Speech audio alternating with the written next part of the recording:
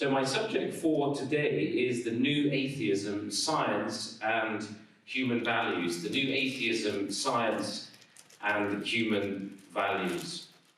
Question mark. Is it possible to have and retain values, moral values in the worldview of the new atheism? So first of all, just to orient us a little bit, what are we talking about when we talk about the new atheism? What is it really about, and who are some of the key figures behind it? Well, in the last 15 years or so, there has been a group of scientists and philosophers who've been given very much a media platform, a public platform, to promote naturalistic evolutionary ideas and to position these in a very antagonistic way toward what we might call biblical faith, and in particular Christianity. And it's been dubbed the new atheism. A whole bunch of fairly ill-considered paperbacks have come out from these authors. I've read a number of them. And they have had a certain amount of influence in the university environment, and to some degree also in at the popular level. So you don't have to be in a university to hear some of these names come up with friends and neighbors and colleagues, because they appear on popular television shows and so on.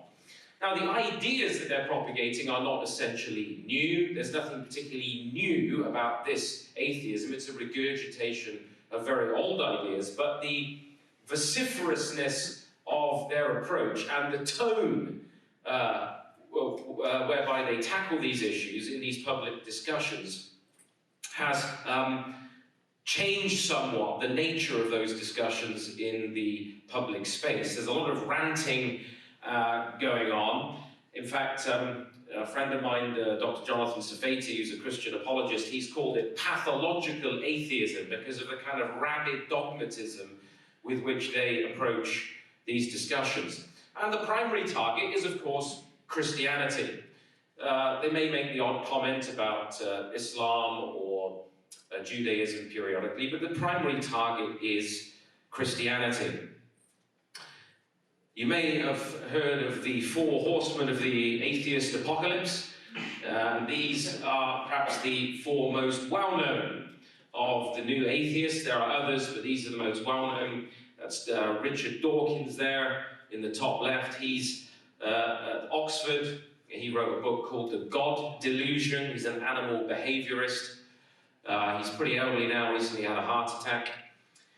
Sam Harris underneath him, he's a younger guy, neuroscientist, popular writer. He's written a couple of influential books. One was called The Moral Landscape, the other was called Waking Up. And then there's Daniel Dennett on the top right. He's a popular science writer, Breaking the Spell and Consciousness Explained, which is exactly what that book didn't do. And then Christopher Hitchens, who's now deceased, he was very much an atheist apologist and a popularizer. His most famous book, I think, was God is Not Great. So some of you will have heard of these people, or at least one or two of them. And as a broad generalization, they reject religion, in inverted commas. That's what they say. They claim to reject religion because modern science has supposedly demystified the world for educated people. Modern science has supposedly demystified the world for educated people, and so any discussions about a transcendent God, the God of the Bible, are contemptible. They're beneath contempt. They are irrelevant, and they are not worthy of consideration by serious people. That would be their position. It's just simply not worth considering. Belief in the God of Scripture is variously dismissed by these writers as a delusion, hence the God delusion, a brain virus, memes, as Richard Dawkins calls them, a mental illness, and although they have trouble justifying these categories, evil and dangerous to believe in such a God.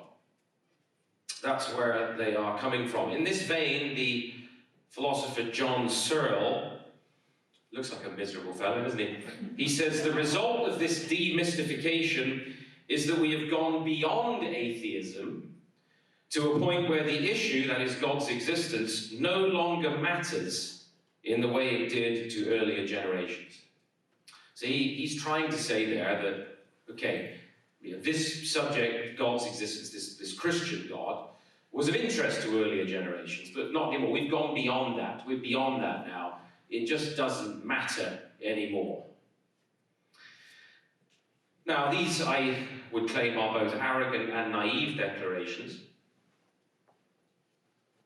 but they're made because of a belief that the scientific method and the evolutionary hypothesis, the materialist evolutionary hypothesis, has explained enough of reality to make the question of God no longer relevant, no longer important.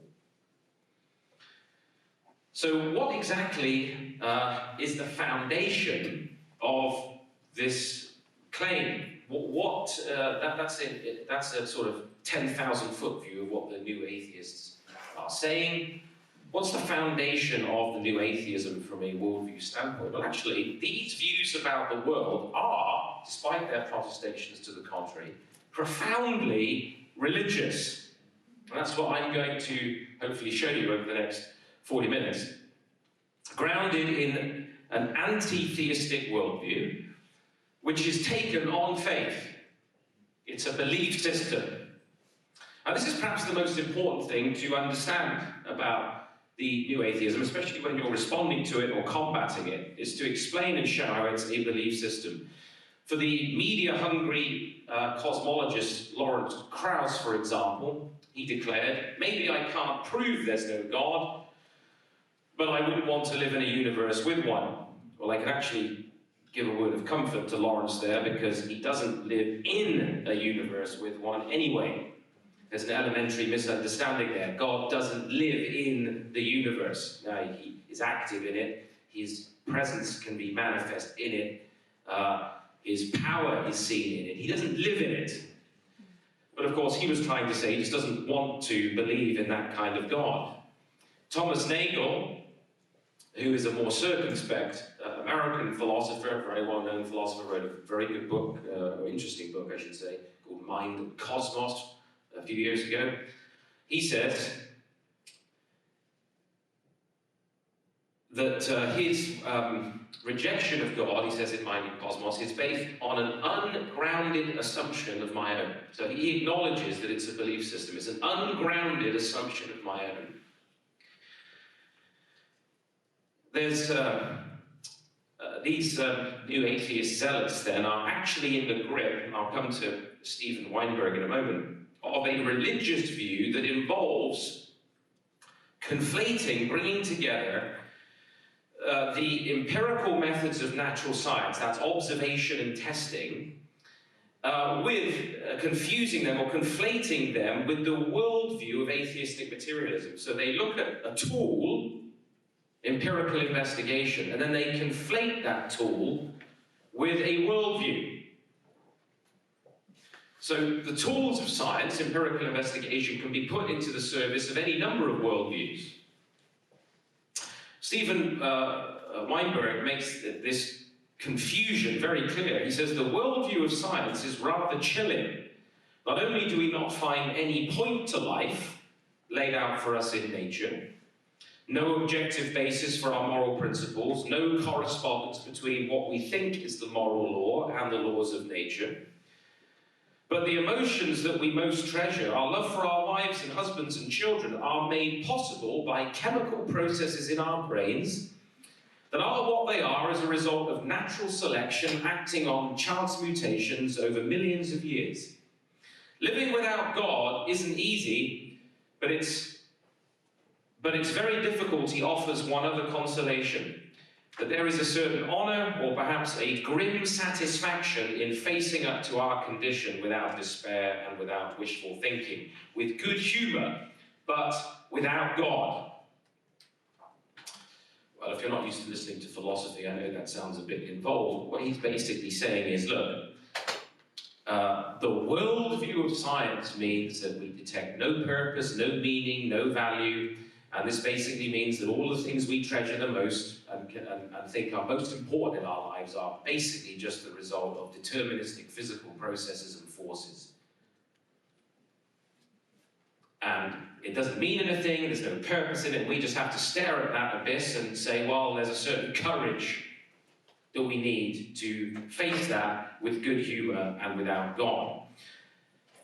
And he speaks explicitly of the worldview of science, but what he actually means is naturalism, materialism, naturalistic evolutionism is what he means. But the empirical method of science is not a worldview. Observation and testing is not a worldview. It's a theoretical means of investigating measurable phenomena in a repeatable, testable way so that we can reach generalized conclusions. And those generalized conclusions are always being updated. So let's say a scientist is going to investigate the color of swans. And he investigates as best as he can where swans are living, and he observes those swans, and he notes in his notebook, his science notebook, through observation and testing, swans are white. Well, what is required for his whole thesis to be pulled down? Simply that one day another scientist, while he's out bird watching, notices that there's a black swan just flown onto the lake. So it's always being revised, it's always being updated. So theories and hypotheses that we come up with because of observation and testing do not provide a worldview. Thomas Nagel, who I mentioned already, he says that with respect to this evolutionary worldview, he says it's an assumption governing the scientific project rather than a well-confirmed scientific hypothesis. Very important statement. He says it's an assumption governing the scientific project rather than a well-confirmed scientific hypothesis. In other words, this is a belief, this is a worldview that is ruling the project, the investigation of the scientist. It's not even a scientific hypothesis. He doesn't even give it... This is an atheist, by the way. He doesn't give the evolutionary worldview, materialistic evolutionism, he doesn't even give it the credit of being a theory. He says it's not even a well-confirmed scientific hypothesis.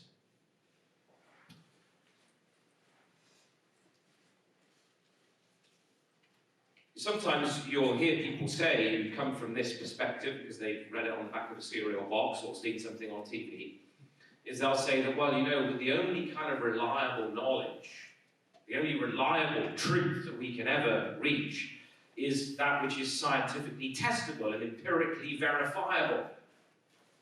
So unless you can show me by science that such and such is true, well, I won't believe it. Well, of course, there's a major problem with that perspective, and that is that the statement itself, the belief itself, that only scientifically and empirically justified beliefs can be trusted, is not an empirically verified, scientifically justified belief.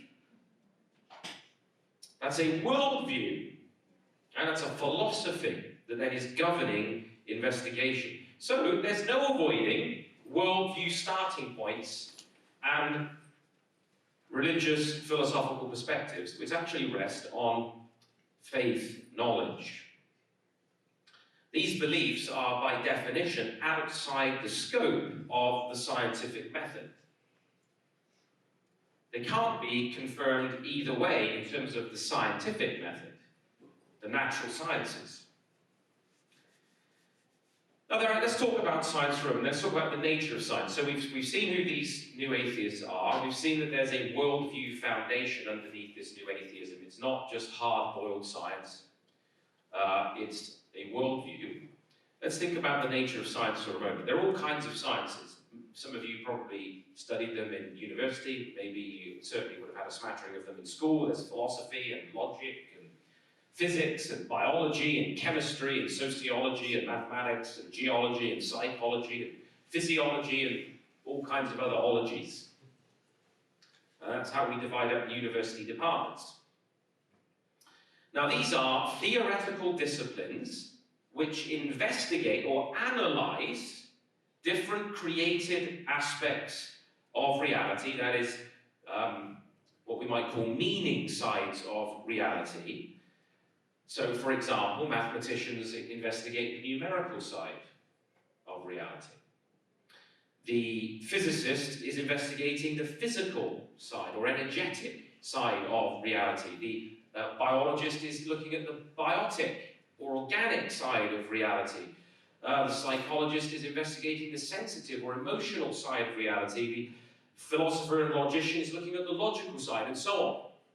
This is how we have recognized these divisions in the universities. Now, these sciences all presuppose the givenness of meaning in created reality. In other words, there's a givenness to the world.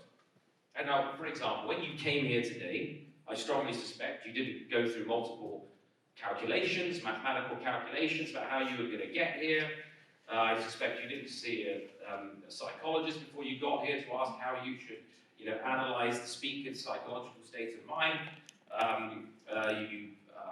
You've been using, hopefully, your logical distinguishing faculty as you've been listening to various talks during the conference so far.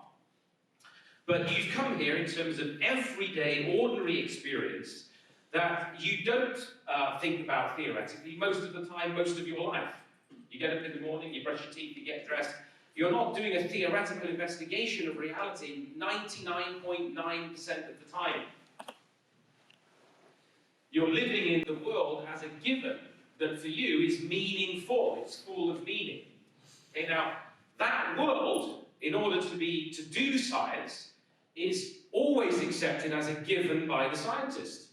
When you start analyzing it, you have to have that given world with an intelligible order that's the coherent, everyday experience of ordinary life. The problem is Western philosophy has made ordinary life a philosophical problem. They've tried to say that ordinary human experience, they call it naive experience, is a philosophical problem. The naive experience, our ordinary everyday experience, isn't a philosophical problem. The problems only come when we try and look at the different sides of created reality to try and analyze them, but then we find mystery confronting us. Now, some of the sciences are about analyzing everyday phenomena, understanding the functions of things in reality. Ted here is a doctor, he sees people in the surgery, he's interested in understanding the function of the human body, especially the heart. And then some sciences are about the past. Geology, archaeology, to some degree, elements in anthropology, paleontology, and so forth. And there is actually a really important, obvious distinction which some of the new atheists just seem to overlook when we think about science. There are operational sciences. So people think, well, science really, it's, here's my MacBook Air. Science works. Science gives you real answers about the world. Yes, but this isn't operational science.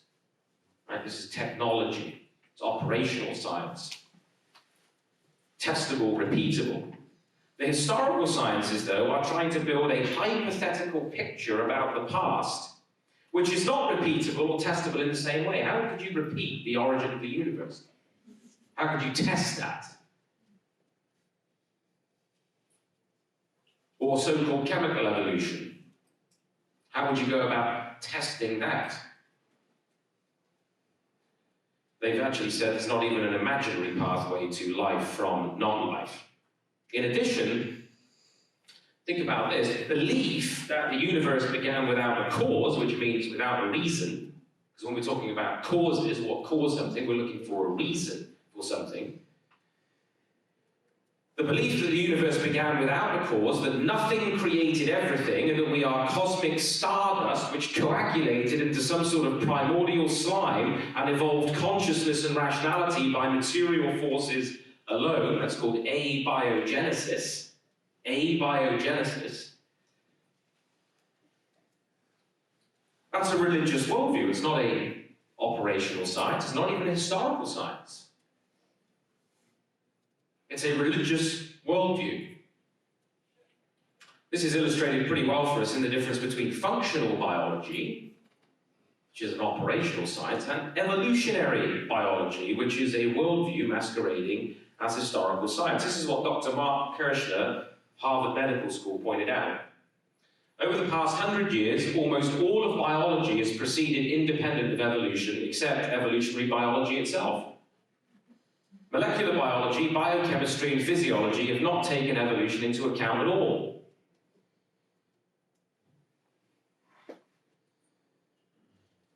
If the evolutionary worldview that the new atheists rely on was necessary for science and is a foundational scientific truth, this progress in these areas of biology, molecular biology, and so forth would not have been possible.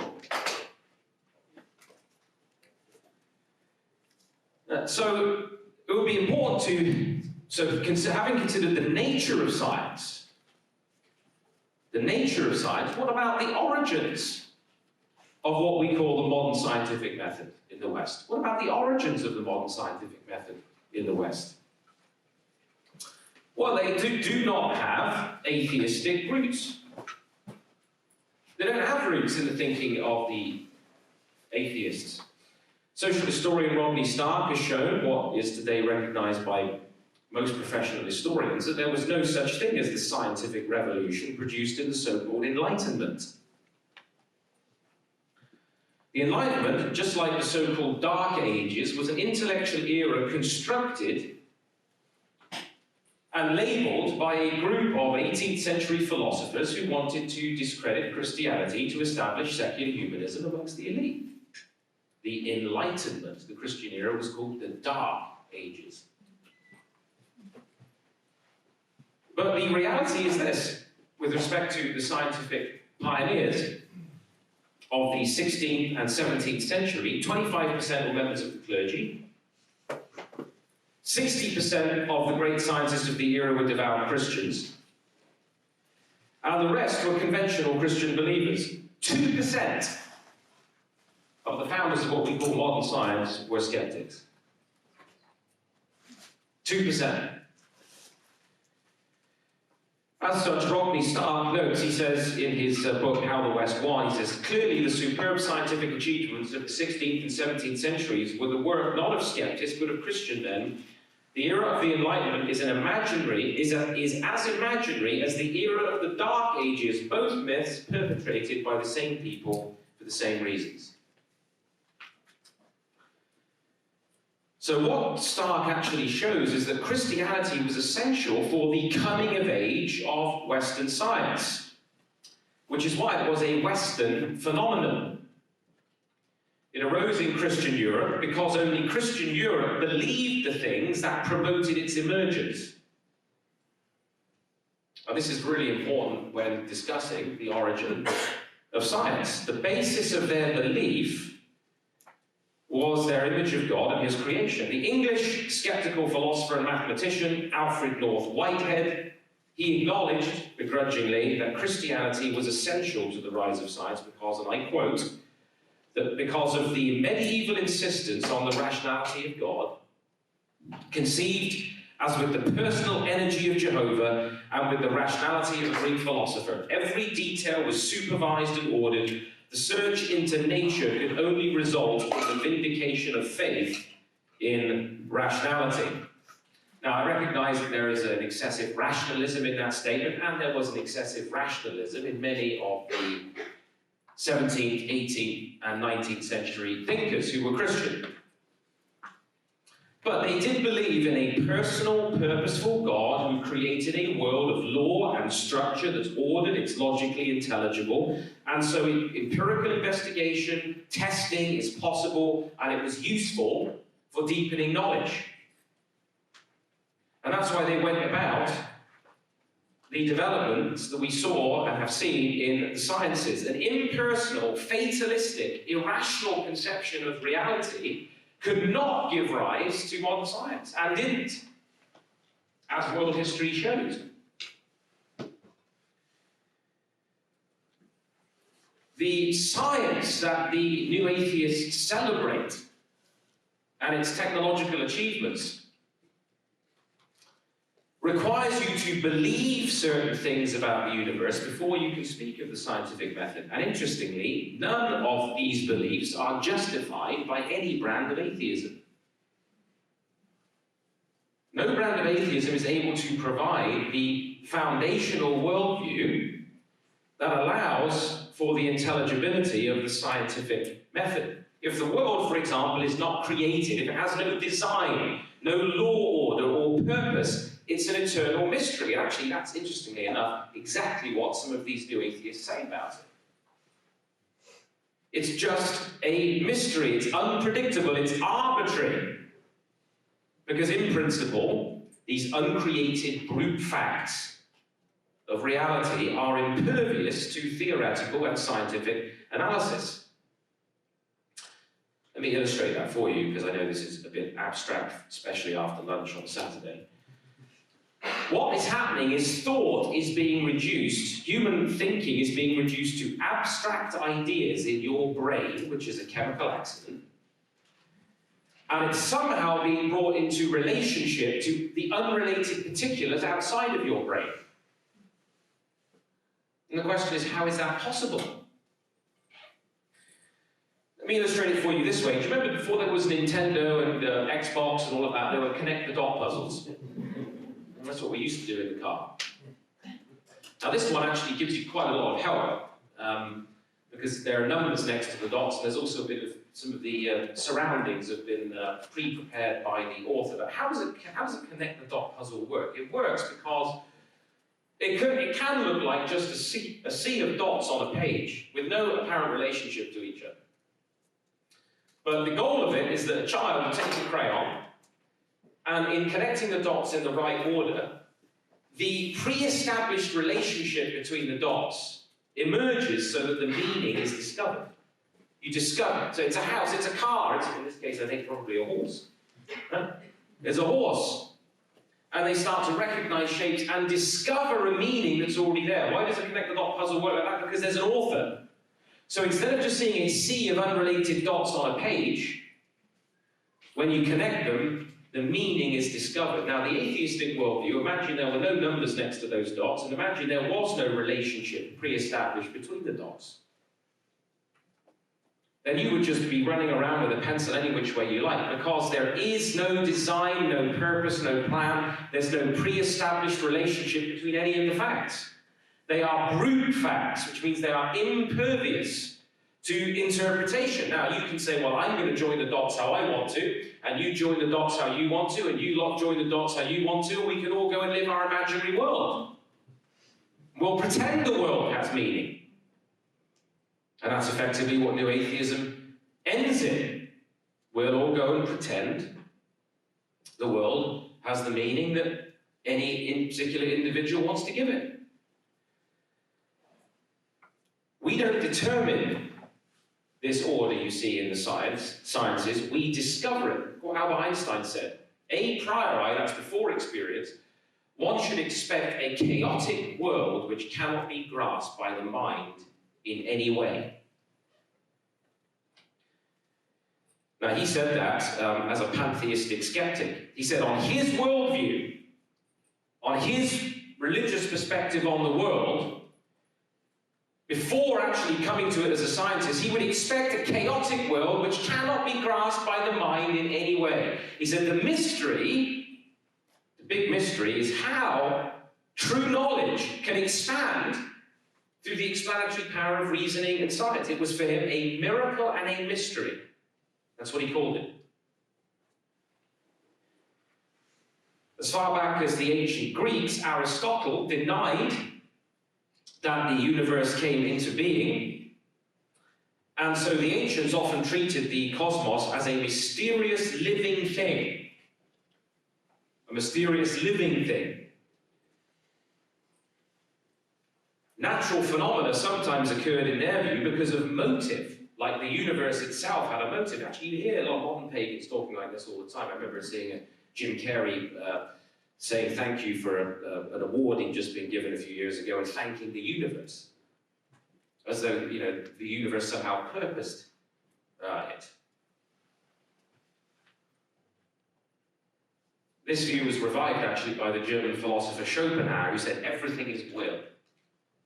Everything is will.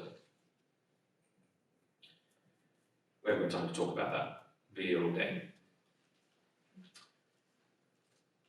So, pagan views often deified the natural world, deified it, and couldn't bring about the birth of modern science. In fact, Stark shows, he says, none of Aristotle's work constituted science because his explanations were not linked to systematic observations. He failed to recognize such tests were relevant. I mean, even the boiling point of water, and whether heavy objects would fall faster than lighter objects, he didn't get right because he never actually went and tested them. Why would you in a pagan worldview? Science arose in the West, and only in the West, precisely because the Judeo-Christian conception of God encouraged and even demanded its pursuit. And yet Sam Harris refers to faith-based religion, by which he means Christianity, as that great engine of ignorance and bigotry. The same faith that gave him modern science, that he lauds, he attacks the very faith perspective, the very worldview that, ironically, provided the presuppositions that birthed the science that he practically worships. So what this actually comes down to, we've thought about the nature of science, we've talked about the origins of the science, is that these new atheists, and all those actually, everybody in the world, frankly, has a divinity belief. And this is critically important if you want to respond in any way in conversation to the new atheism or to people of any particular religion, as a matter of fact. It's important to expose and highlight the actual character of their belief system. Everyone is religious, and religion involves divinity beliefs. What do I mean by a divinity belief? I don't mean that you have to believe in a God or a personal God. I mean that by a divinity belief, any non-dependent reality upon which all else depends in our thinking, any non-dependent reality upon which everything else depends in our thinking is a divinity belief.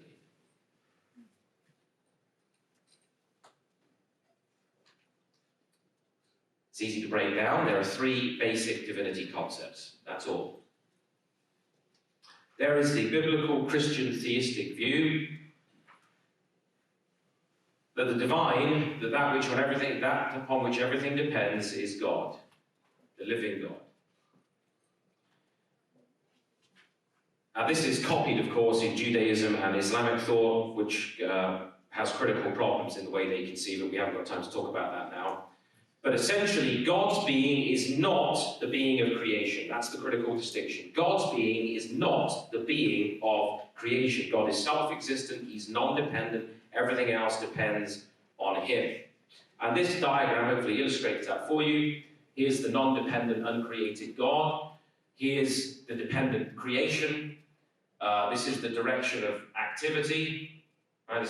This is the direction both of God's word, but also this is the created laws which ultimately bind and govern creation itself. So it's not a deistic conception of God, where there's no connection between God and the creation. He's involved, his law, his word governs it. But he can't be identified with the universe. The second view is pagan, the pagan view. The divine is part of the world of creation, some aspect, some element, some force, some principle in the universe. So instead of there being a discontinuity basic to reality, of God distinct from the world, there is a basic continuity to all things. So some portion of creation is divine.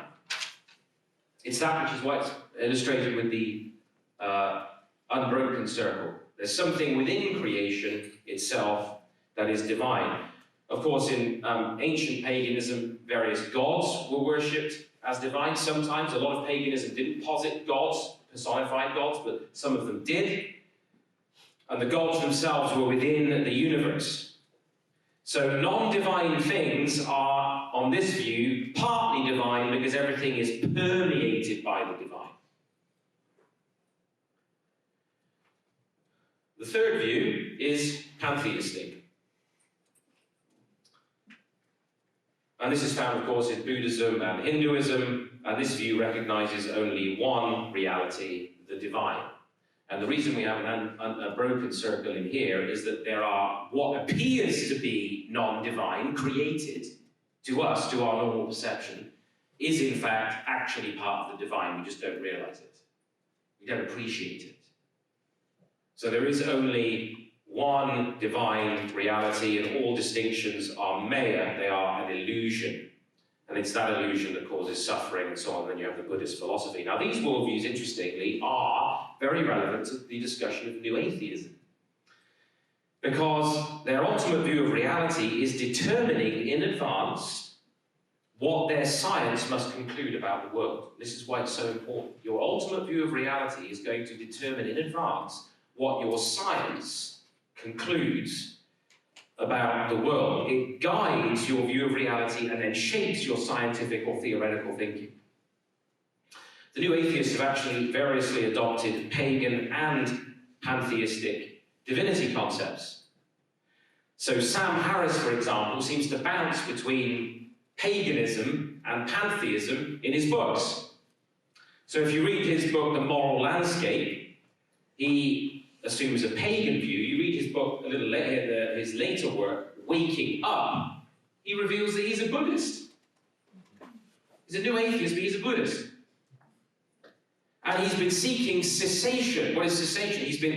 He's been on all kinds of pilgrimages, these trips, with yogis and gurus, to try and meditate over a period of months to gain the realization that all is in fact one, and that all distinctions, even the distinction of the self, you as an individual, as a person, as an individual person, as a distinct identity, is an illusion. And he actually argues in his book that he did experience this momentarily. That he kind of had this moment of seeing through reality to realize that all is one. He promotes this atheistic spirituality, of which the deepest goal, he says, is freedom from the illusion of self. The deepest answers may have to come directly from consciousness. Directly from consciousness. So now he's saying, at this point, well, it's not going to be the hard natural sciences that give us the deepest answers. It's going to be directly our consciousness itself, as it meditates on ultimate reality. Where do these divinity concepts find their counterpart? To what are they tied? What are they tied to? Well, it's the origin of these different views in paganism and in pantheism is reductionism.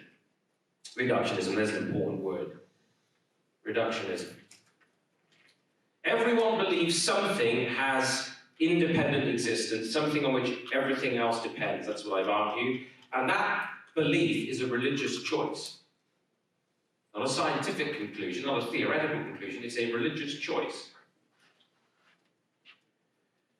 And it comes about, the reason that people will look at creation and then try and find something there to take the place of divinity is because when you experience the world as a human being, we discover that it has all of these different properties. It has all these different qualities. So take a chair, for example. There's a quantitative, mathematical aspect to a chair. And we see there's 4 legs on the chair. It's made up of various parts that we can number. There's a spatial aspect to the chair, so it has extension in space. It's not just a mathematical idea, it's a spatial thing. There's a kinematic aspect, which means there's a movement aspect to it, because the planet is spinning right now, and all the atoms in that chair are moving around and bouncing around. And you can move the chair around, put it in different places in the room. There's a physical aspect to it. It's solid to the touch. There's a biotic element to many chairs, if they're not made of purely man-made fabrics. If you've got a leather chair or a wooden chair, it's been cut down from a tree, made from the hide of an animal, and so on. There's a sensory aspect to it because we can perceive it, we can see it, we can touch it. Hopefully you don't chew on a chair so that you can taste it, but I guess you could. There's a logical aspect to it because we can differentiate one chair from another, and we can differentiate chairs from other things in the room. And on. I can talk about all kinds of other properties, but I can see you're already glazing over. So the point here, though, is to say that then when we look at all of those different qualities of things, we discover that they're governed by laws. So there are logical laws and physical laws and mathematical laws and so on, and we can actually discover them. So when people are intent on rejecting the living God of Scripture, they go to creation itself and they try and find amongst the properties of creation a substitute divinity. Now, interestingly enough, this is exactly what the Apostle Paul says is done in Romans chapter 1. He says they worship and serve the creature, something created, rather than the Creator who is blessed forever. So they exchange the truth about God for the lie. And they worship and serve the creature. They take something created and they put it in the position of God. Think about when Paul was preaching in Athens, gosh, my time's almost gone, to the philosophers about the Creator and resurrected Lord in Acts chapter 17. And some of his audience were Epicureans, we're told. Luke tells us in the book of Acts. They were Epicurean and Stoic philosophers. Who were the Epicureans? Well, they were pagans. They were materialists. They were like the new atheists of the first century. And they believed that only atoms of matter and space are self-existent. Everything depends, they believed, on atoms. Now, they didn't conceive conceptually of the atom like we do today. That's our current theory of the atom. Just portrayed on there. But they had this basic idea of discrete particles. Everything depended on it. The Pythagoreans said, no, numbers are self-existent. Everything depends on numbers. They actually believed there was an eternal world of numbers.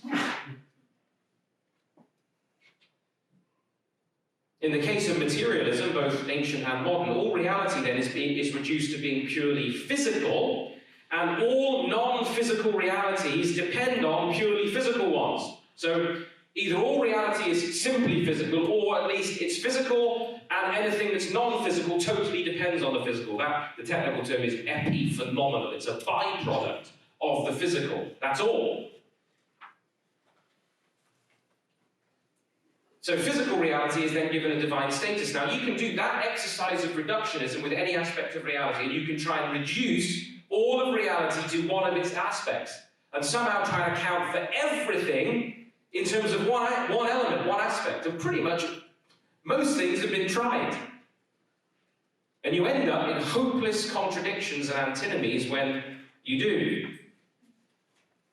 From an apologetic standpoint, if you try and reduce everything to the organic or biotic, you end up with vitalism and evolutionism. The logical, you get Hegel's view of reality. The rational is the real, he said. The rational is the real.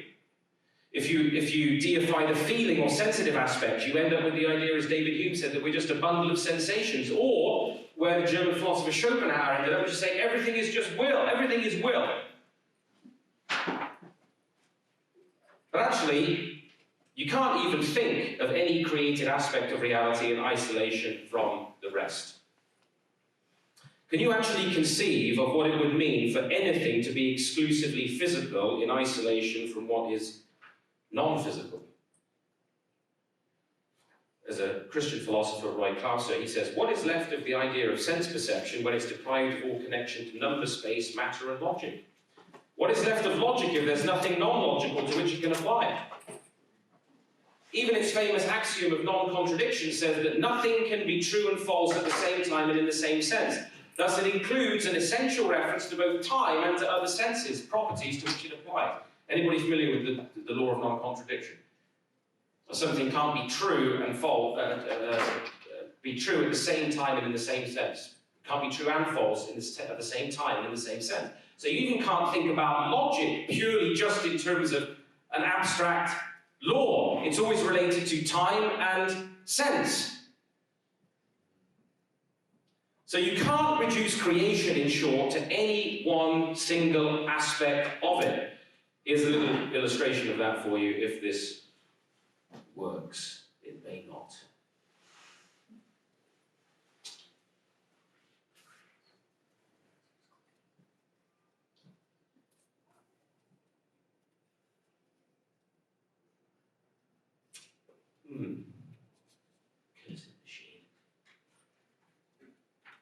I'm not going to hang around with that. So I was going to show you a little clip there of John Cleese, the English comedian, sending this whole reductionism up.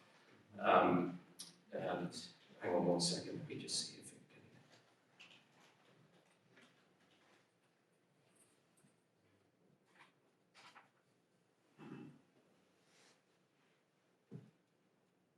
No, it doesn't want to do it.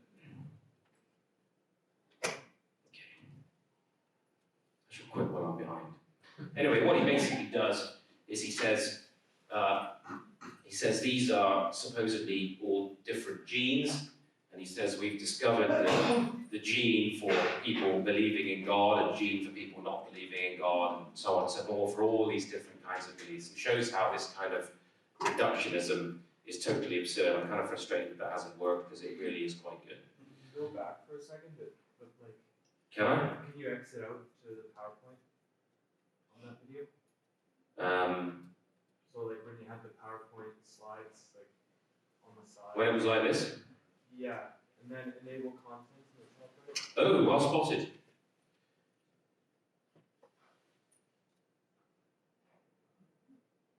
There we go. Thank you.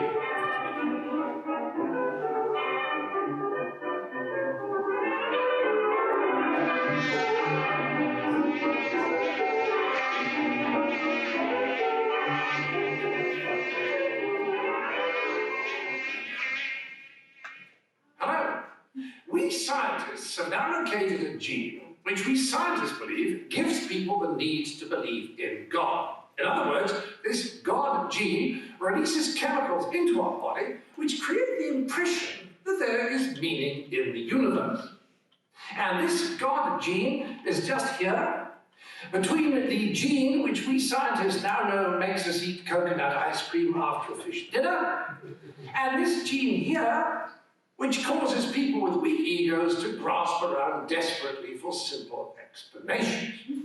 Now, the discovery of this God gene is a big step forward in our quest to show that every bit of human behavior can be explained away mechanically, because we've now also located the gene which makes some people believe that every piece of human behavior can be explained away mechanically, and it's here, right next to the gene that makes you go to see Nicolas Cage movies, so that's puzzle solved, and right under this gene, which can cause you to forget that since the 1920s, quantum physics has destroyed forever the idea that everything can be explained mechanically.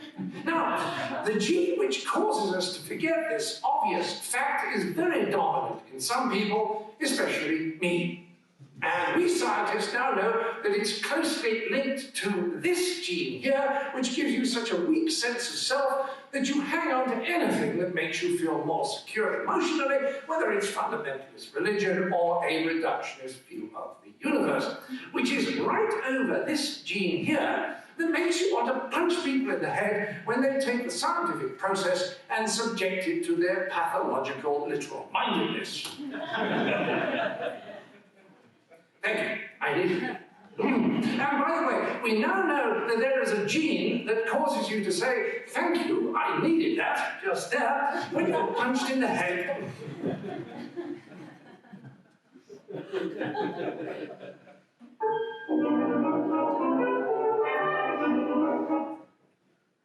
So you get the point. Maybe I should have played that and then we'd have had Q&A.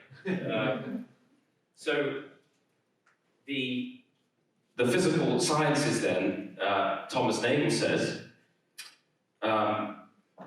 which holds that everything in the world is physical, that everything that happens in the world has its most basic explanation, whether we can come to know it or not, in physical law as applied to physical things, events, and their constituents. That basic idea, he says, the physical sciences will not enable us to understand the irreducibly subjective centers of consciousness that are such a conspicuous part of the world.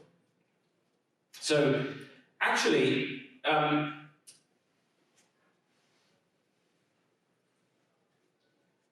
Roy Clauser has pointed out, he says that, the truth is, oh, where are we now? Thinking of atheism in terms as the reverse of religion is narrowly culture bound. It reflects the fact that the religions Western people are familiar with denounce materialism. But the truth is there have long been religions in which matter is believed to be divine, and theories they form the basis for constructing explanations.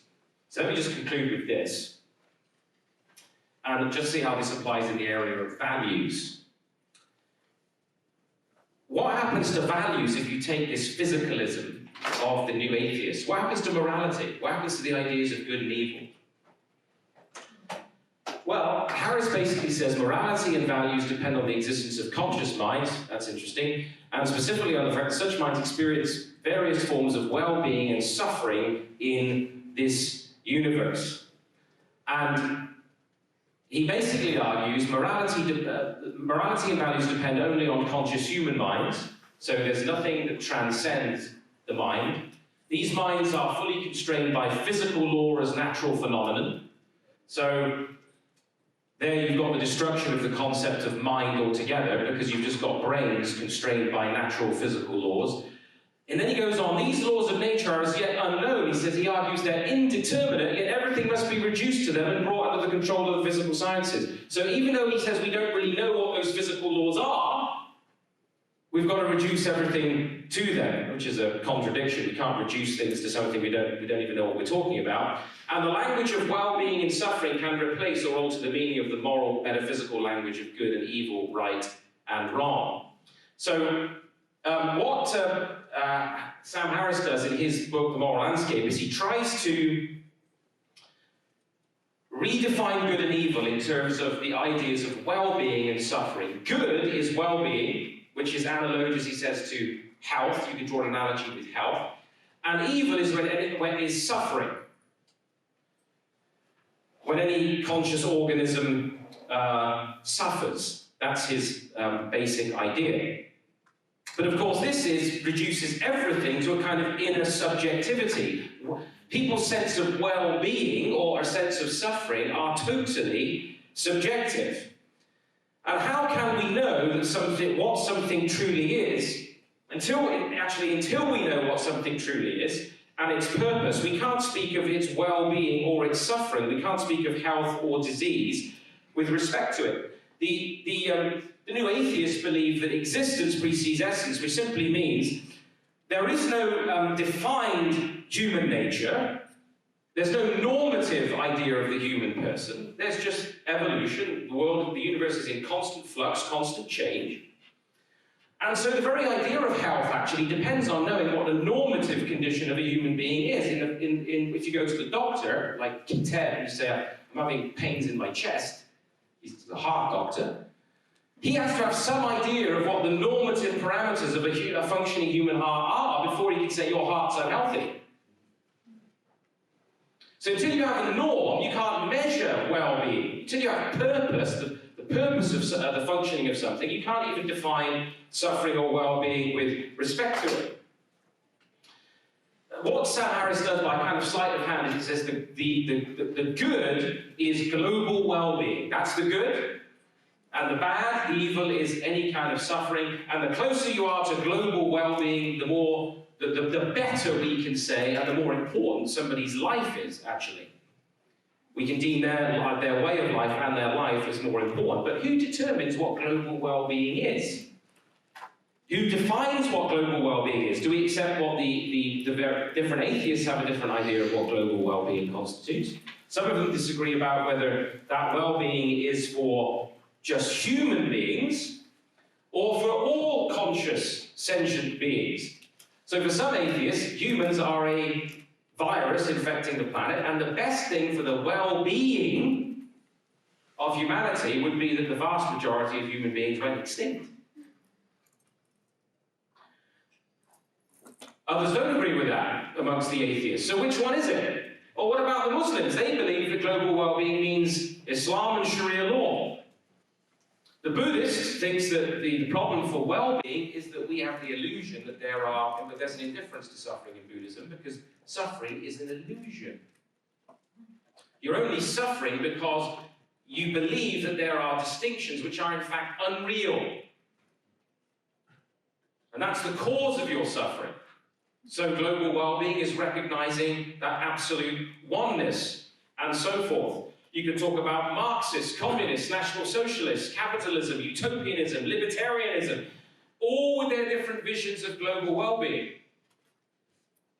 So who gets to determine it? It's very interesting that when Sam Harris finally gets around to defining his view, the most powerful societies on Earth spend their time debating issues like gay marriage when they should be focused on problems like nuclear proliferation, genocide, energy security, climate change, poverty, and failing schools. Progressive liberalism, in other words. If our well-being depends upon the interaction between events in our brains and events in the world, and that there are better and worse ways to secure it, then some cultures will tend to produce lives that are more worth living than others.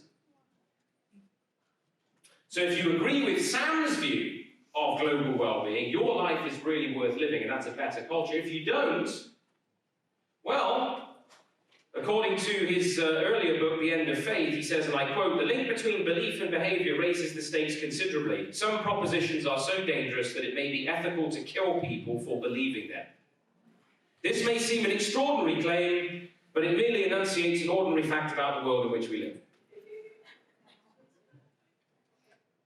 So in other words, it just becomes the values of the most powerful, those in political power, who then will define global well-being and then enforce that scientifically upon the rest of us.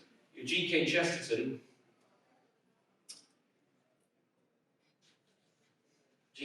said, "The man who thinks without proper first principles, with the right worldview, in other words, goes mad. Thinking in isolation and with pride ends in being an idiot. Every man who does not have a softening of the heart must at the last have a softening of the brain." And this is really where we are with the new atheism that tries to reduce moral values to physicalism. And with its destruction of moral values, with its physicalism, it destroys the mind, it destroys thinking, it destroys reasoning, because all of our behaviors can be traced back simply to these biological events in the brain that suddenly spring into view from nowhere. And this is the point I think I'd encourage you to make when you're debating with atheists, with those who believe they are these non-religious, hard-boiled scientific people, is to demonstrate their destruction of science, their destruction of reason, and their destruction of value on the basis of their own worldview. Actually, the destruction of the justice system, and actually Sam Harris acknowledges that his view of the human person would destroy the justice system. He actually says the men and women on death row have some combination of bad genes, bad parents, bad ideas, bad luck. Which of these qualities exactly were they responsible for? In fact, it seems immoral not to recognize just how much luck is involved in morality. So you have the destruction of the intelligibility of human experience. Now, I was supposed to leave 15 minutes for questions, and with all my technical problems and my other social problems, generally speaking, I was unable to do that. So I'm going to hang around here well, I've got 2 minutes actually for questions. I'll try and take 1 or 2 questions, and then I'll just hang around here. Don't forget, we've got all kinds of resources upstairs, and I will go up to our stand, our booth, and I'll be there to chat with you as well. But are there 1 or 2 questions that I can answer in the space of 2 minutes here, or respond to? Or have I sufficiently answered everybody's questions about new atheism? Oh, John Cleese did, anyway. Is there 1 question? Anybody going to be brave enough to ask a question? Yes, sir. What about the idea that evolution has caused us to do things for the good of the group? Yeah. Actually, it's interesting that you mentioned that. I didn't have time to cite it, but Thomas Nagel, he says this, I'll just pull it up on the screen for you. He says, the real badness of pain and the ability to recognize that badness are completely superfluous in a Darwinian explanation of our aversion to pain. So far as natural selection is concerned, pain could perfectly well be in itself good and pleasure in itself bad, or more likely, both of them in themselves value less. From a Darwinian perspective, our impressions of value, if constructed realistically, are completely groundless. And if that is true of our most basic responses, it is also true for the entire elaborate structure of value and morality that is built up around them by practical reflection and cultural development. So he's saying that the evolutionary story is indifferent, totally indifferent to the idea of value. Pain, suffering, anything. There's a radical indifference to the evolutionary model to any sort of human value. So the idea, I've heard atheists say just that, well, maybe there's a selective advantage. Well, maybe there is, but that wouldn't make them values to which we're obligated to obey, would it? I mean, is the human species privileged in some way, or singled out in some way to survive on the evolutionary world and life view? Why would the human species have any more right to survive than bacteria? So on the evolutionary, there's a radical indifference to any idea of value. And if you said that altruism confers some kind of survival advantage, well, Nagel's saying he doesn't see how that's possible. It could be the absolute opposite. There's no way that could generate any sort of transcultural, abiding, objective value that anybody is obligated to. I mean, at the end of the day, survival of the fittest would mean that those who can pass on their genes most effectively are doing, that's advancing their well-being and the well-being of their posterity. Well, that would mean that the right thing to do ethically for a man would be to sow your oats as widely as possible, and if there weren't enough takers, then there would be an evolutionary justification for rape and coercion and so on, which actually some evolutionists have argued for.